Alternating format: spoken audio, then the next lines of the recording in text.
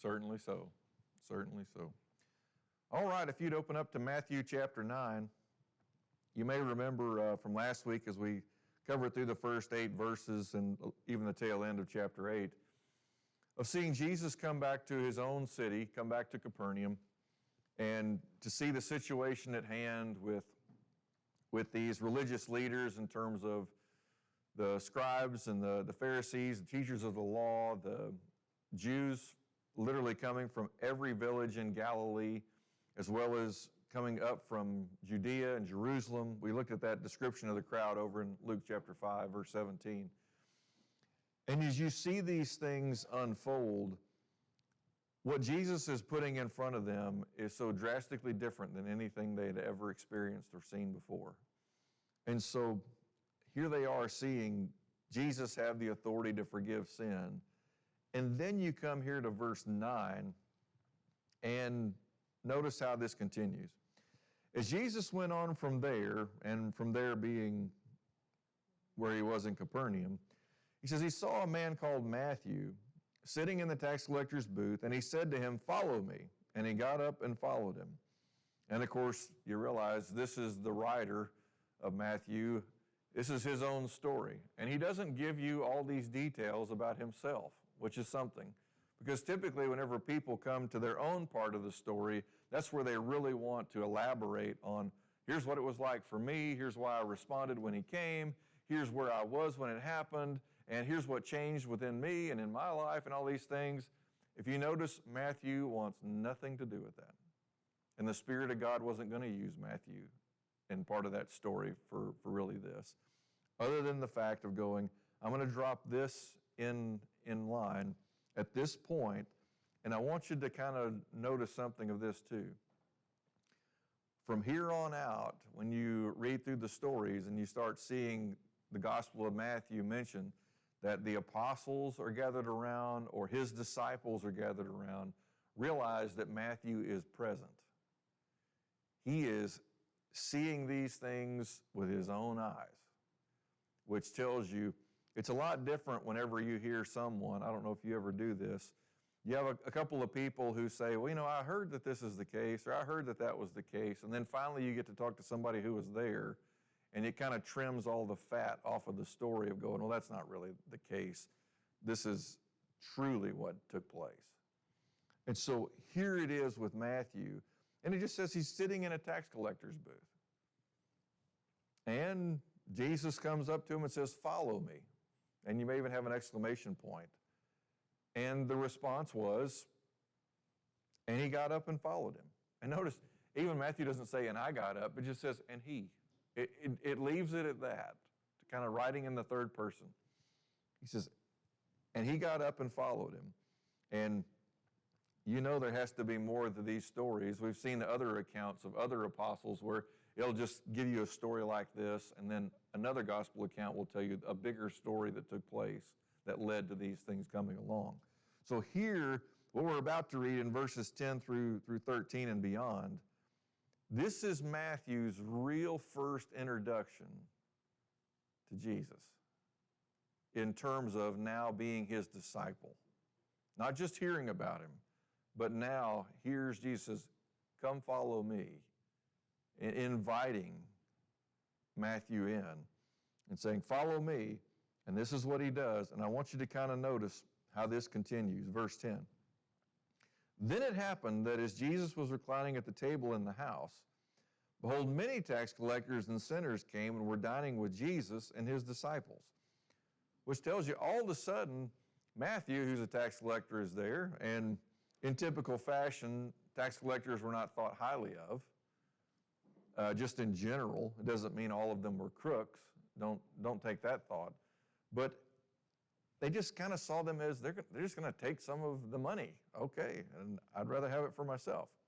Then it happened. I mean, here's Jesus just reclining in the house, eating a meal, sharing it together, and who else is there dining with him? Tax collectors and sinners. And he brings up these two specific groups. So what does Matthew notice right off the bat? Who does Jesus invite to be with him? Who's he willing to sit with and dine with? Sinners and tax collectors. And being a tax collector himself, where most people want nothing to do with you, I mean, I kind of think of it in this way. I don't know if you've had this experience or not, just in Cole County, where the county assessor comes up and they knock on your door and they go, "Do you mind if I come in?" And your next question is, do I have an option? Right? Because you know, if they come in and they see something that's improved, what's going to happen to your taxes? They're probably going to go up. And so you realize, I've actually seen this one, because of course, after they came to our house, they just keep on moving down the street. Somebody who's out in the yard doing something and they see that and they hear, and all of a sudden you see them go inside and they just lock everything down. And you see them knock on the next door. Nobody's coming to the door for some reason. But you just kind of get that general feeling in those situations and going, here he is, the people that seemingly no one wanted to have any time together with. And realize this, when you see the term sinner used in the gospel accounts, a lot of times in Jewish thinking, it was a Jew that was not practicing Judaism, was considered to be a sinner. Now, we know other illustrations of this or other definitions as well in terms of going, a sinner is someone who's committed sin. But someone who's not practicing what is righteous is what's really seen as being a sinner. And so oftentimes we want to think in terms of ourselves going, we're sinners, but you go, in Christ, is that really who we are? Have we been forgiven by the authority of Jesus? Are we continuing in not responding to God anymore? I hope not. I hope we're coming to him out of faith to serve him. And if he's made us well, if he's taken away all the guilt and the sin, what does it leave us as? Redeemed. Paid for in full. Here's Matthew to come in and to see people like himself and to see sinners that are there. And if you've ever been in a situation where people come into the room and they'll talk to everybody except for you, how does that make you feel? Uneasy, terrible, awful, an insider, an outsider in terms of not part of the group. Is that what we do sometimes? Sometimes you go around and you'll talk to people, and then all of a sudden here's somebody who's out there kind of on their own island, and they never even get addressed. And to go, that's how Matthew kind of fits into this situation in the city. Nobody wants to talk to him. He's a tax collector. And then to come into this place, and maybe it's even Matthew's own house. It doesn't bring out the detail. But Jesus is there reclining, and there's many tax collectors there and a bunch of sinners. And if you remember, coming to verse 11, you know the people that were there in the first 8 verses. There were scribes and Pharisees and people like that there. Verse 11, when the Pharisees saw this, they said to his disciples, now just stop there for a second. When they saw what was going on, who should they have talked to? Why are they not willing to? It kind of leaves it up there in the air. It doesn't really tell you why, does it? But we kind of know what we think. And he says, when the Pharisees saw this, they said to his disciples, why is your teacher eating with the tax collectors and sinners? What if one of those disciples is Matthew himself? How would that question hit you? Why is your teacher eating with tax collectors and sinners? And for Matthew, that would come across in a different way, wouldn't it? And going, because he's marvelous, because he's compassionate, because he's kind. But even if he's not addressing this to Matthew, even if it's just one of the other disciples to say, why does your teacher eat with these type of people? And notice very quickly who does not answer the question. And notice who steps in to answer. Verse 12. But when Jesus heard this, he said, it is not those who are healthy who need a physician, but those who are sick. Now, here's Jesus stepping in. Do you want to know why I'm here with these tax collectors and sinners? He says, because it's those that are sick that need a physician. And you can imagine, he says, you know, it's not those who are healthy who need a physician, which you can kind of go, I want you to realize this too. Pharisees, why are you here? Now, hearing this, I don't think they went, oh yeah, we're sick like them too. I doubt they had that thought at all. But when you see what's at hand, he says, it's not those who are healthy who need a physician. And I know this flies in the face of our everyday medical world now. I mean, has anybody ever been to the doctor for a well visit? Yeah, got one tomorrow. I mean, I can tell you with my medical situation, I have well visits 4 times a year, which is so different. And maybe that's why things are so hard to get appointments. But you start to look through it and go, in this point in time, you didn't call for the doctor unless you were sick. And so here he was, and he makes this statement about healthy, sick. He says, you don't call for a physician. And at the very same time, you realize what's going on in the minds and hearts of people if we start to become partial. I'm going to talk to these people. I'm not going to talk to those people. Is that a healthy situation or is that a sick situation? It's not almost like it. It is, right?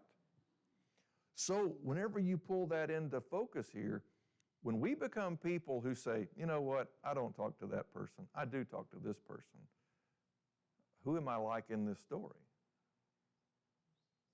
I'm like the Pharisees. How are the Pharisees doing spiritually? Spiritually dead. You remember what Jesus said about the Pharisees as a whole? Whitewashed tombs. He says, unless your righteousness surpasses that of the scribes and the Pharisees, you will not enter into the kingdom of heaven. Now, does this have anything to do with, well, their response isn't always right. Is this about them? Or is this about us? It's about us. Now, I want you to notice something as he goes forward. He brings up this great quotation from the Old Testament, which tells you how aware Jesus is of what's going on. Verse 13. But go and learn what this means. Now, just stop at that statement first. What do you figure out just from that statement? They have a lot to learn. Need to put into practice what they do read. He says, you're going to have to actually go and learn this, which tells you you haven't learned it yet, and you're going to have to carry it with you. And then here comes this quote from the Old Testament minor prophet. He says, I desire compassion and not sacrifice, for I did not come to call the righteous, but sinners. He sets these two things kind of on the end of the spectrum. He says, I desire compassion. What are these Pharisees not willing to have with the tax collectors and the sinners? Compassion. And if you read through all the gospel accounts and if you see a statement where it says, and Jesus felt compassion for them, you can always keep reading the next verse or two and Jesus is about to respond to do something. Compassion is not a feeling. Compassion is the trigger to action. For them, they don't even have a trigger, is what he's telling them. He says, you don't even have compassion. You look at these people over here and you go, I don't like them. I don't like what they do for a living. I don't like the way they act. Because isn't that what a sinner is? They're not acting godly. And at the same time of saying, I'm not going to offer anything to them. He says, I desire compassion and not sacrifice. If you've ever used or been motivated from the phrase, it's better to ask forgiveness than permission, I encourage you to read this. He says, I'd rather have compassion than have a sacrifice. He says, we need to do it right, even if it's harder. And then, notice the statement here. He says, I did not come to call the righteous. Isn't that something? I didn't come to call the righteous. Now, who do you think they are in this picture? Do the Pharisees see themselves as the sinner or as the righteous? The righteous. And they're looking down upon the tax collectors and sinners and going, even in their question, asking the disciples, why does your teacher eat with such people? And you imagine, Jesus didn't let the disciples be the ones who were going to control the teaching in that moment. Susan.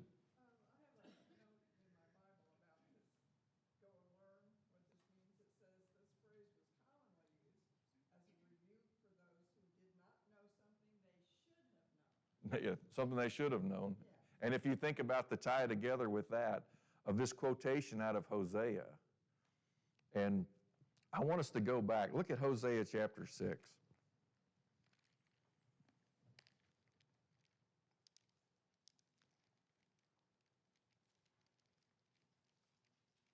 Right after Daniel.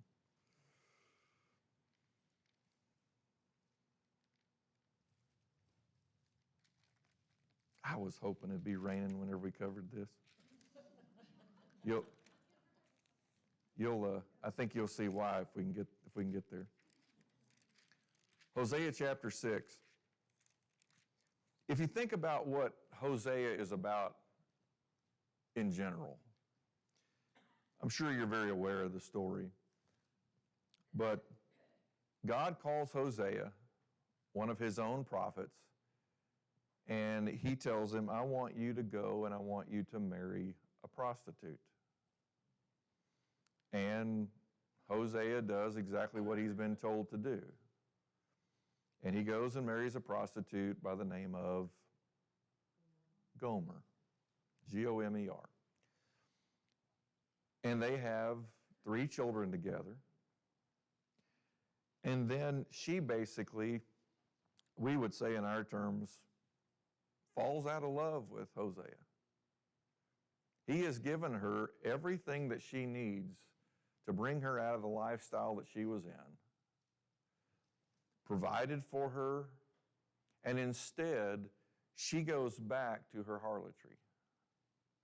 And in doing that, it even goes so far that men will no longer pay to be with her.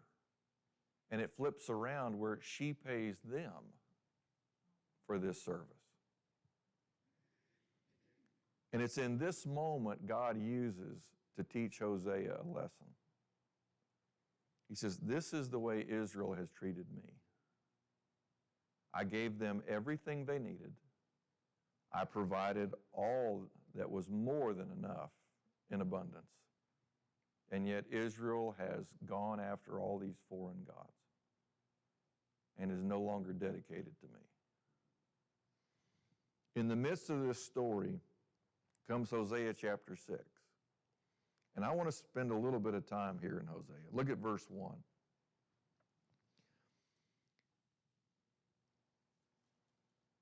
He says, come, let us return to the Lord, for he has torn us, but he will heal us. He has wounded us, but he will bandage us. And you go, how did Israel get in the situation they were in? Disobedience. And sure enough, did things get better for Israel or worse? A lot worse. And yet, what was God still willing to do? I'll heal you. I'll tie up your wounds. He says, I'll take care of you. I'll heal you up. Then, here comes a prophecy, verse 2. He will revive us after 2 days. He will raise us up on the third day, that we may live before him. Who's that a prophecy about? Jesus and his resurrection. I mean, do you realize in John chapter 2, you're at the very beginning of the ministry of Jesus, and he goes in and he cleanses the temple and he tells them, tear this thing down, I'm going to rebuild it in 3 days. What does he already know? He knows he's going to be raised from the dead. And this is in John 2, it's the very beginning of his ministry and teaching. He already knows what God's going to do with him. I wonder if he had been reading Hosea. Because we know, by the time we get to Matthew 9, he's going to quote out of Hosea. So, notice how this continues on in Hosea 6. He says, he will revive us after 2 days. He will raise us up on the third day, that we may live before him. Verse 3. So let us know. Let us press on to know the Lord. His going forth is as certain as the dawn, and he will come to us like the rain, like the spring rain watering the earth. He says, the rain comes and it goes, doesn't it? You realize here, he says, let's press on to know the Lord. And if you notice, Lord is written in all capital letters. So what's this about? Come to know the covenant God and his promises. He says, his going forth is as certain as the dawn. Do you have any doubt that if there's a tomorrow that there'll be a dawn? This happens every day. He says, and he will come to us like the rain. Doesn't rain bring about refreshing? And then he brings up specifically the spring rain. What does the spring rain cause to happen? Oh, everything is revitalized. It really turns on. What's amazing to me, he's talking about 2 and 3 days. You see a flower or a plant that has been dried out over no matter how long of a period of time, within reason.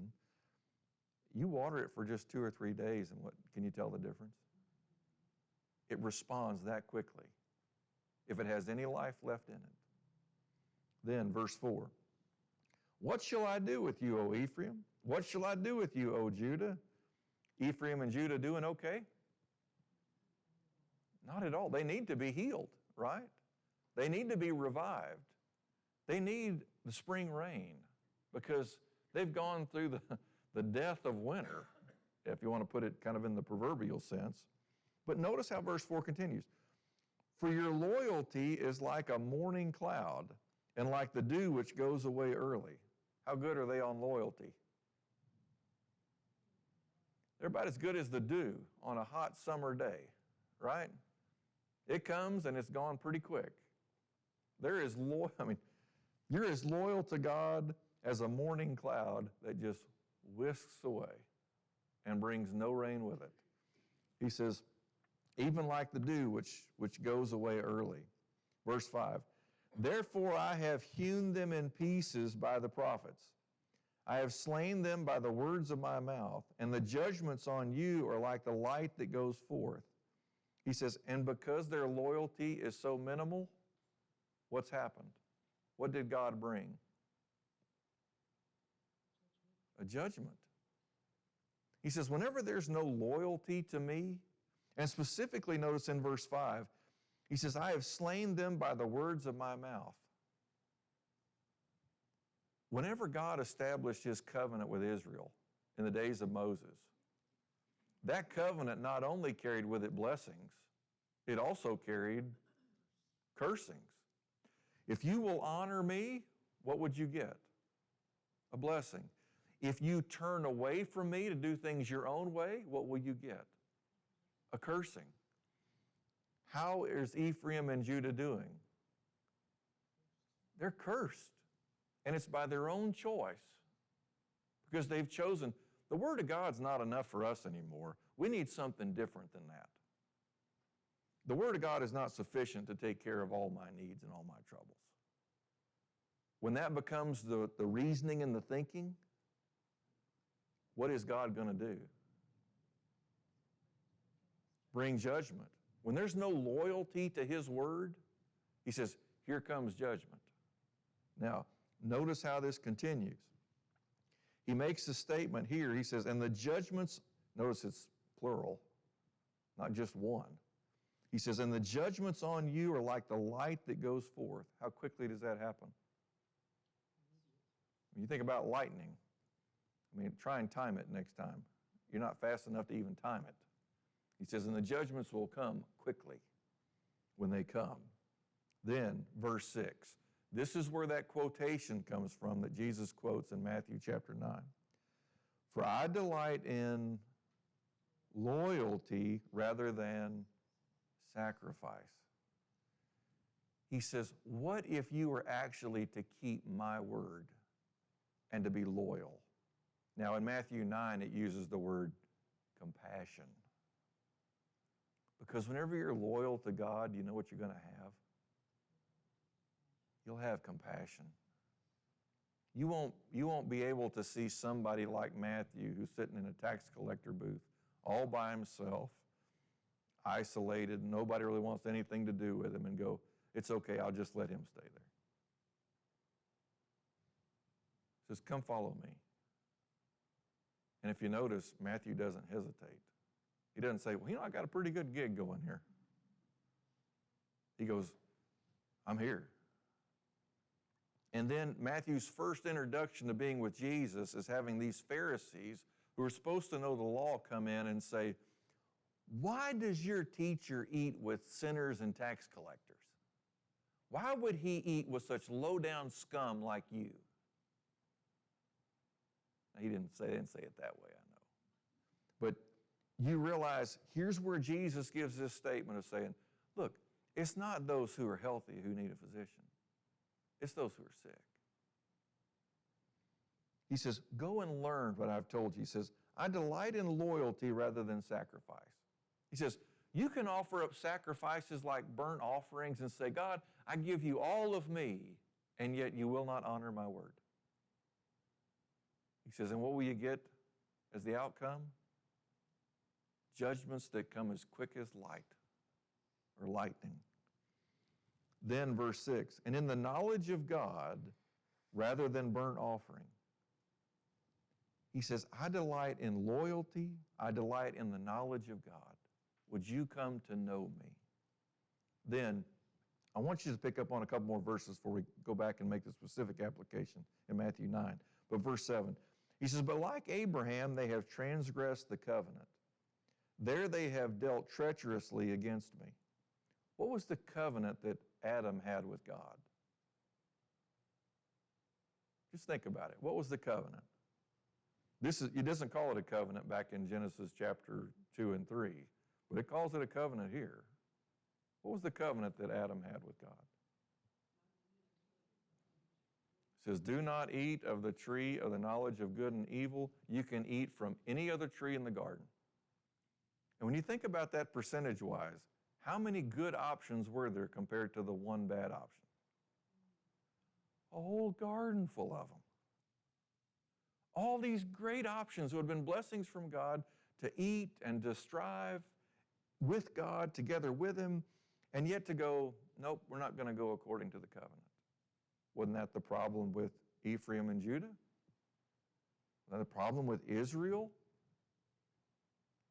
And you realize, all because we're going against what God commands. He says, they've dealt treacherously against me. What are the Pharisees doing? Are they honoring the old covenant? No. And how's Jesus going to deal with them? He says, I'm going to talk to you. And I'm going to tell you straight. And he brings the truth right in front of them. Then look at verse 8. He says, Gilead is a city of wrongdoers, tracked with bloody footprints. He says, the city of Gilead? He says, man, it's just full of wrongdoers. You mean like sinners? Exactly. He says, and you can even, can you even imagine this? This is quite an image that Hosea is putting in front, or God's giving to Hosea. It is so full of wrongdoing that you can follow the footprints in town and take it to the next one. Bloody footprints. Then verse 9, and as raiders wait for a man, so a band of priests murder on the way to Shechem. Surely they have committed crime. Let's see, who's going to be the group that's really going to be at the heart of putting Jesus to death? The religious leaders, the chief priests. Oh, this is what happens when you don't care about doing things the Lord's way. You're just going to use the outer facade, right? Now, when you see this situation and these things, come back over to Matthew chapter 9. I think you can understand why Jesus brings this up. Because when Jesus quotes this kind of passage, I mean, he opens these things up to go, and we do the same thing in our own language. We can use one phrase and it really stands for a whole story, right? You know, we see somebody who falls down a hill and they break a bone and you kind of go, Jack and Jill, right? And we know the story that goes with it, right? Well, here's where Jesus is saying, go and learn what this means. I desire compassion and not sacrifice. And it would be enough for these Pharisees to go, oh, he's talking about the prophet of Hosea. That's right. But here's the problem. Pharisees looked at the book of Hosea like, that's right. We're Hosea, and we're looking for a bunch of Gomers. What did they not realize? They are Gomer because they had no loyalty to God. They had no loyalty to His Word. To think, we need something other than God's Word to really get us through this or to make these things happen. Or you go, oh, is our God so insufficient that He can't take care of us? And have we become so unloving that we can't even sit down and eat with sinners and tax collectors without questioning the teacher? You see what they're doing, and Jesus puts it right in front of them to go, if you have a heart, you can go and you can learn this. The question is the heart there? And so He says, for I did not come to call the righteous, but sinners. Who is He calling in that moment? A bunch of Pharisees who need to realize they were sinners. A bunch of chief priests who are going to go on to incite this plan for Jesus to die. And yet, what did Jesus already know? You can come up with all the plans you want and you can kill me, but there's one thing you can't stop. My Father's going to bring me back on the third day. And that's what made Jesus so compassionate. Because He trusted the promises of God. And He knew them. And He says, but you need to go learn compassion. You need to learn loyalty. He says, and when you do, it'll change everything. It won't be about going to offer a sacrifice. It'll be about being a living sacrifice, which is Romans 12. So you see for Matthew, if you've ever been in this situation where you've been treated like an outsider, and then somebody who is respected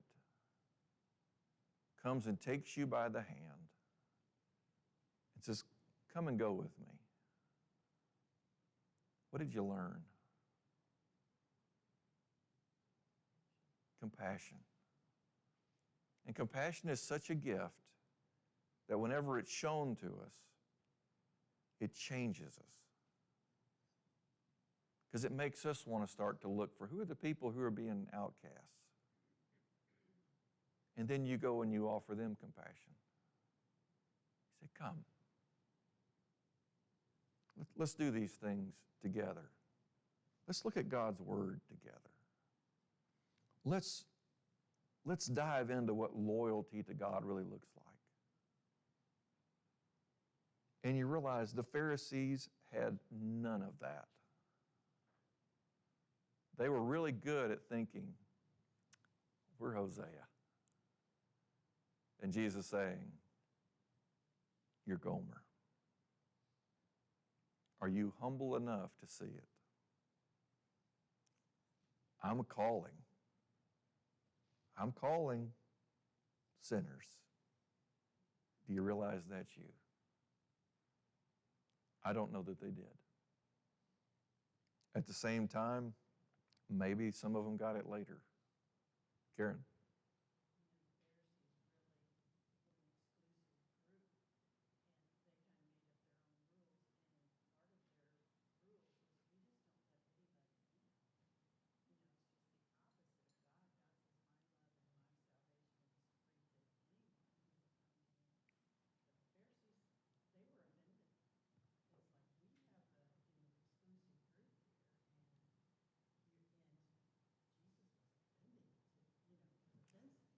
Right. And you see, they come in on their own terms, and guess what? They're going to leave on God's terms. It says, because what are they walking away with? Opportunities have been put in front. They don't want to hear it. And they stay right where they are spiritually if they don't. Then, you see why this section starts in verse 9 with Matthew being called. I mean, you think about how personal this story is to Matthew in his situation. Then, look at verse 14. So, there's the Pharisees that had a question. Now the disciples of John have a question. Verse 14. Then the disciples of John came to him, asking, why do we and the Pharisees fast, but your disciples do not fast? If you've ever been hungry long enough and you start to look around and go, this is not a pleasurable experience, we've noticed that we fast, and we've even noticed that the Pharisees fast. And you might be thinking of the story that Jesus tells about the Pharisee and the publican who are praying to God, completely different contrast between the two. The Pharisee says, I even fast twice a week.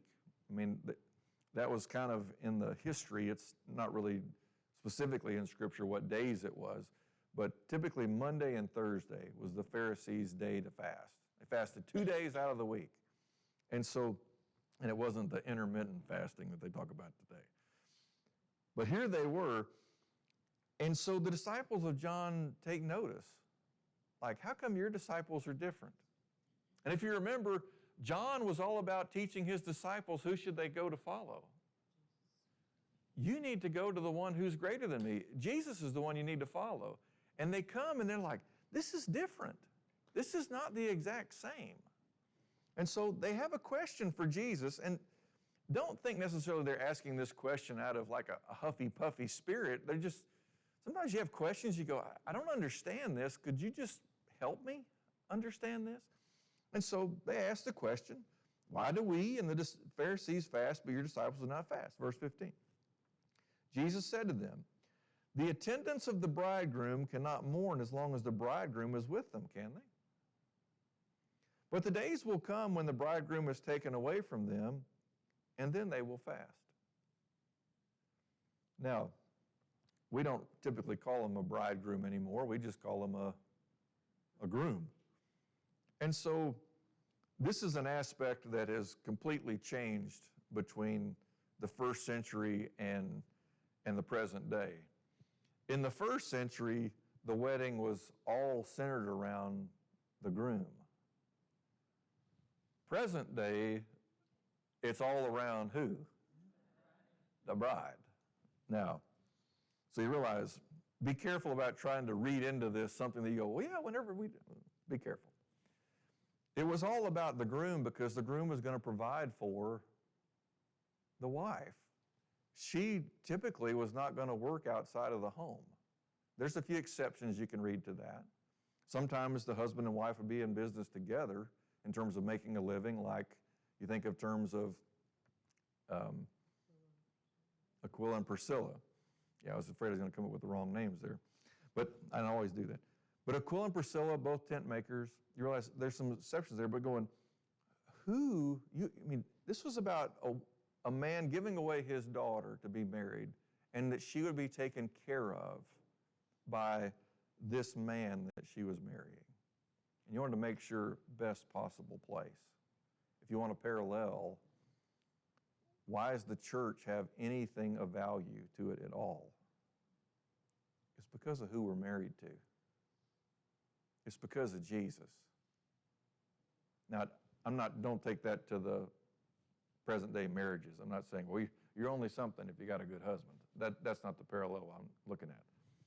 But for spiritually speaking, the only reason the church has any value whatsoever is because of its tie to Jesus, the bridegroom. And what does he provide? Every spiritual blessing. You can't find any outside of him.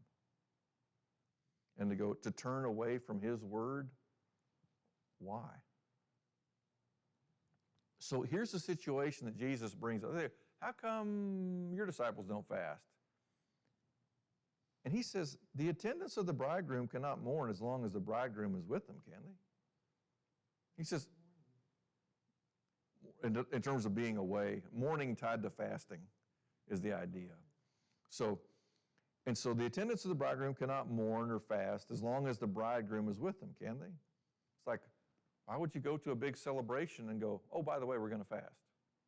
I think about how many families wish that this was the case for their, in terms of going, there's a lot of food we're buying for this wedding. How about we just declare a fast for this one? That'd save us a lot of money. But you see what Jesus is saying. But the days will come when the bridegroom is taken away. He says there's going to be a time whenever Jesus is no longer walking the earth. He says, and then they will fast. And you can read about those stories in Acts where the disciples did fast after Jesus ascended to the right hand of God. If you remember, whenever Paul and Silas are being chosen to go out on one of the missionary journeys, the congregation there in Antioch is fasting, seeing who God is going to put forward. And by the Spirit, Paul and Silas are selected to go. And you realize, why are they fasting? Because Jesus is no longer there to give specific direction. Here we're going to rely on the Word of God. We're going to rely on walking by the Spirit and realize fasting, like we've already looked at in Matthew chapter 6, is about an intensified prayer. It's an appeal to God. No guarantee that, okay, I'll get a yes if I do this. And if you remember even Jesus, there were times where casting out unclean spirits or demons, and Jesus told the disciples, this one doesn't come out except by prayer and fasting. There's coming a time when you will fast. And you realize, had Jesus fasted in his life? Certainly. 40 days and 40 nights out in the wilderness. You see what's going on. And he came out of there in the power of the Spirit, is the way Luke talks about it. So, verse 16, he's going to use two illustrations. But no one puts a patch of unshrunk cloth on an old garment, for the patch pulls away from the garment, and a worse tear results. Have you ever made that mistake where you went to the fabric store, you bought fabric, you're going to repair a hole, and then about the time you get finished sewing it up, you go, oh no, this wasn't pre-shrunk fabric. Oh, how did I let myself make this mistake? And then all of a sudden, well, if I want to do this right, I might as well just get the seam ripper out and start pulling this patch off. Because if I go throw it into the washing machine, eventually it was already weak to begin with. Now it's just going to tear even further.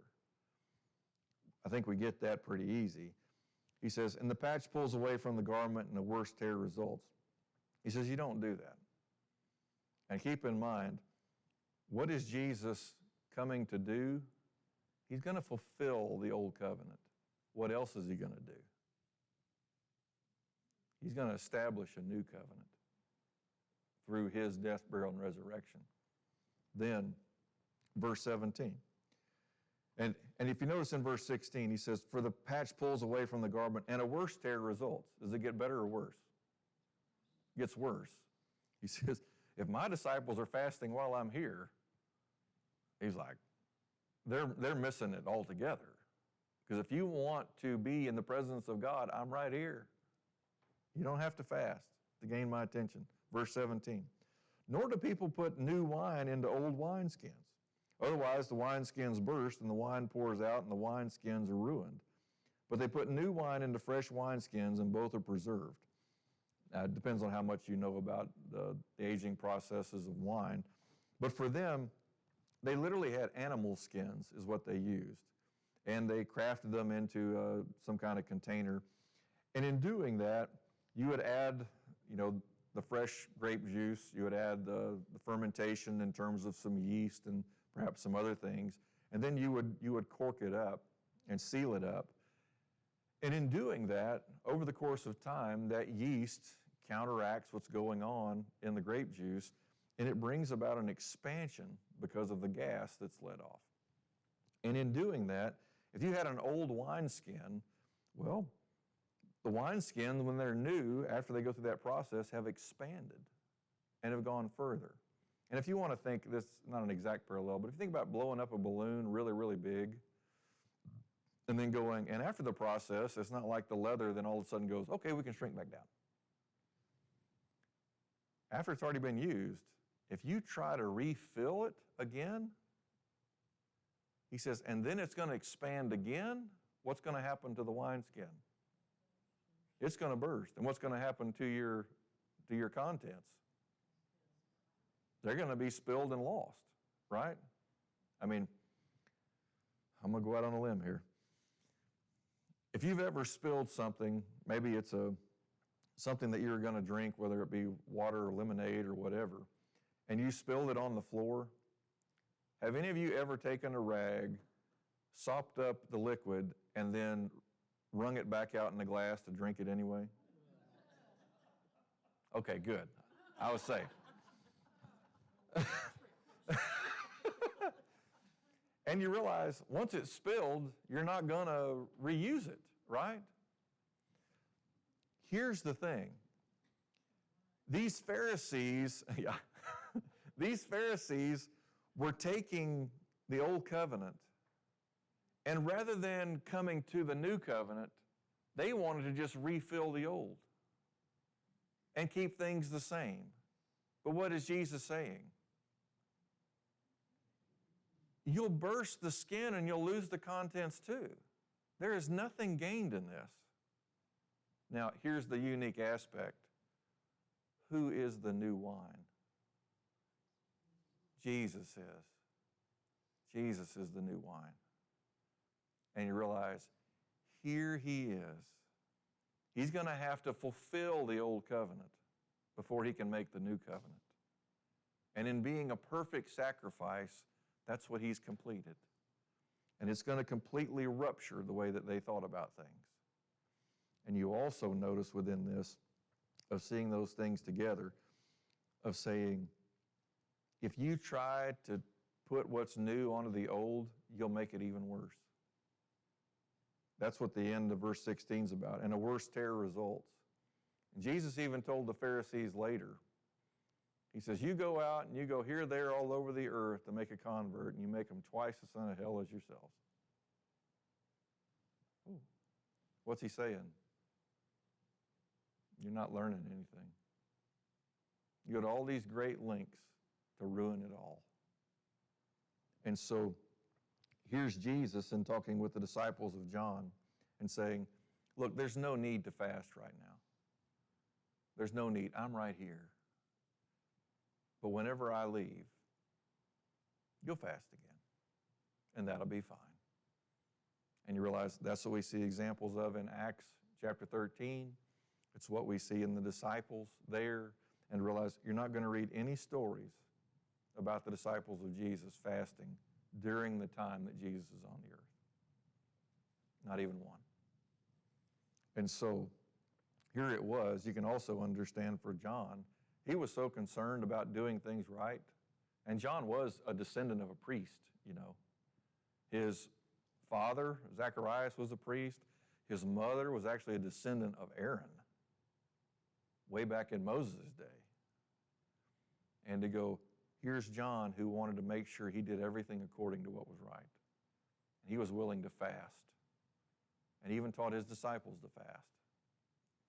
But there's someone coming who's greater than me. And you won't need to fast with him. And that's what Jesus is putting forward about who he is, about what he's going to change in terms of the old covenant to fulfill it and then to begin anew. And don't try and pour the new into the old, because you'll rupture everything. And how many times nowadays do people try to do that? I'm amazed at how many religious groups work off of so many things that are just purely Old Testament things and not seeing the fulfillment of Jesus and not seeing what he truly desires. And you can understand why Jesus makes statements like, I desire compassion and not sacrifice. He says, where's the loyalty?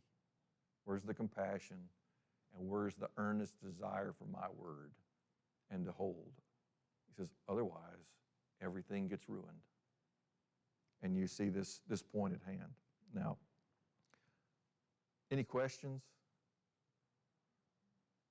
You're like, clear as mud.